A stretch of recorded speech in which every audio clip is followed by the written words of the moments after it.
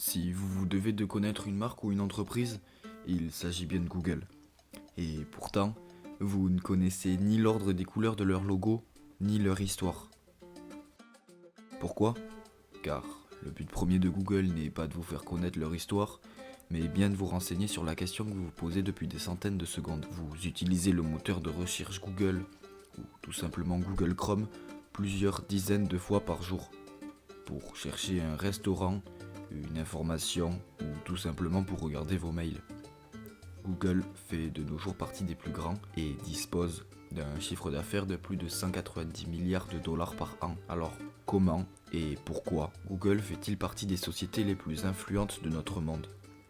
C'est ce que je vais vous expliquer de la manière la plus simple possible dans ce nouvel épisode de C'est son histoire.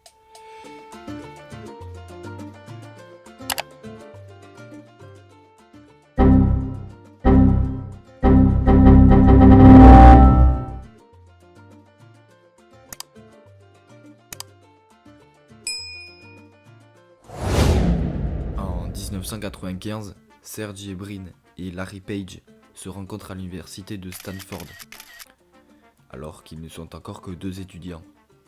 Tous les deux porteurs d'un amour pour le codage informatique, les nouvelles technologies, et dotés d'un altruisme incroyable, toquent à la porte de Yahoo afin de les aider et de leur proposer un nouveau concept pour leur site web, qui était à la base un annuaire digital. Malgré l'ambition et le coût très peu élevé du projet, Yahoo refuse catégoriquement l'offre de Sergey Brin et Larry Page, mais leur donne tout de même des conseils, tout en les laissant partir, avec l'idée la plus innovatrice et révolutionnaire du monde. Leur idée était totalement nouvelle pour l'époque et souhaitait seulement faire en sorte que les recherches les plus susceptibles de répondre aux demandes des utilisateurs soient disposées de sorte à ce qu'ils puissent trouver sa réponse le plus rapidement et le plus facilement possible. Je m'explique. Si jamais vous cherchez Toratom sur le moteur de recherche, vous trouverez directement ce qui est susceptible de vous intéresser et non pas des articles qui ne vous renseigneraient pas.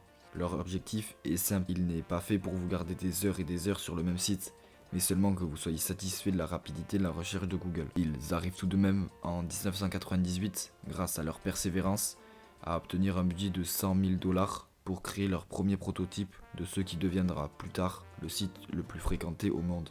Google vient de naître. Anciennement Blackrub, il se dirige rapidement vers le nouveau nom Google, symbolisant pour eux 10 puissance 100, ce qui équivaut au nombre de pages infinies que Google pouvait afficher. Ils louent un garage afin de pouvoir y entreposer leur ordinateur et de pouvoir se rassembler lorsqu'il faut avancer sur leur projet. Un an plus tard, en 1999, ils seront contraints de devoir déménager car le personnel en constante croissance ne peut plus rentrer dans ce petit garage. C'est cette même année que, persuadés de la fiabilité de leur projet ainsi que son futur prometteur, ils lancent une levée de fonds de 25 millions de dollars afin de pouvoir lancer leur site pour de bon. Suite à cela, les recherches sur le site atteindront rapidement la barre des 3 millions, ce qui attirera et intéressera enfin plusieurs centaines d'annonceurs. Mais les fondateurs ne s'arrêtent pas à ce succès déjà présent, et c'est au début des années 2000 qu'ils relèvent que les utilisateurs n'inscrivent quasiment aucune phrase dans le moteur de recherche, mais seulement des mots-clés.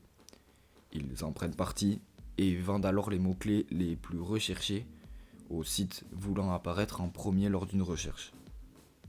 Au fil des années, Google deviendra de plus en plus gros pour signer avec de plus en plus de grandes marques pour être affichés sur leur site, tandis que leur système de mots-clés AdWords continue de se perfectionner grâce notamment à une meilleure accessibilité du système de coût par clic. En 2003, Google entre en bourse et est alors évalué à 50 milliards de dollars. Ils lanceront par la suite des outils que nous utiliserons encore de nos jours: Gmail, Google Images, Google Maps, YouTube, Android, Play Store, Google Drive. Depuis, Google n'a eu de cesse de s'étendre et je pourrais vous citer sur les doigts de la main les pays où Google n'est pas le numéro 1 des moteurs de recherche. La Chine, la Russie, et puis c'est tout. Il est de nos jours très difficile de passer une journée sans utiliser un service de Google, en sachant que vous utilisez sûrement un produit vendu grâce à Google.